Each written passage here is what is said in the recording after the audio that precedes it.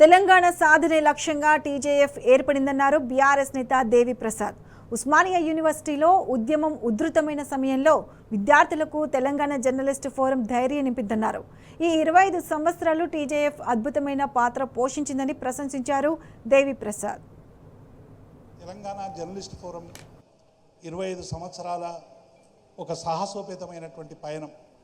ముఖ్యంగా 2001లో తెలంగాణలో ఉన్నటువంటి పరిస్థితులు, తెలంగాణలో ఎవరూ మాట్లాడనటువంటి ఒక స్థితి, తెలంగాణలో ఉన్నటువంటి ఆట మాట పాట అన్నీ కూడా బంద్ అయినటువంటి నేపథ్యంలో సమాజం అంతా కూడా ఒక గొంతు కావాలి, మాట్లాడాలి అని చరిత్ర డిమాండ్ చేస్తున్నటువంటి సందర్భంలో ఆవిర్భవించిందే తెలంగాణ జర్నలిస్ట్ ఫోరం అనేటువంటి విషయాన్ని నేను ఈ సందర్భంగా గుర్తు చేస్తూ ఉన్నా.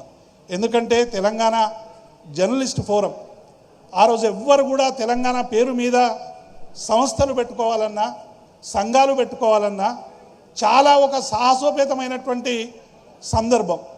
అటువంటి సందర్భంలో తెలంగాణ జర్నలిస్ట్ ఫోరం అన్ని వర్గాల్ని ఏకం చేయడానికి, అన్ని సమస్యల్ని సమాజంలో ఆ రోజు తెలంగాణ సమాజం ఎదుర్కొంటున్నటువంటి అనేక సమస్యలకి పరిష్కారం తెలంగాణ రాష్ట్రం కావాలని ఆనాటి నుండి ఈనాటి వరకు వారు నిర్వహించినటువంటి పాత్ర చాలా ముఖ్యమైనది, చాలా గురుతరమైనటువంటి బాధ్యత అనేటువంటి విషయాన్ని నేను ఈ సందర్భంగా గుర్తు చేస్తూ ఉన్నాను. కాబట్టి ఇవాళ జేఏసీ ఒక చారిత్రక సందర్భంలో ఆ రోజు సమైక్యాంధ్ర పాలకులు చేస్తున్నటువంటి కుట్రలకు ఛేదించే ఒక చారిత్రక సందర్భంలో ఆ రోజు జేఏసీ అనుభవించింది. ఈరోజు కూడా చరిత్ర మళ్ళీ డిమాండ్ చేస్తూ ఉన్నది.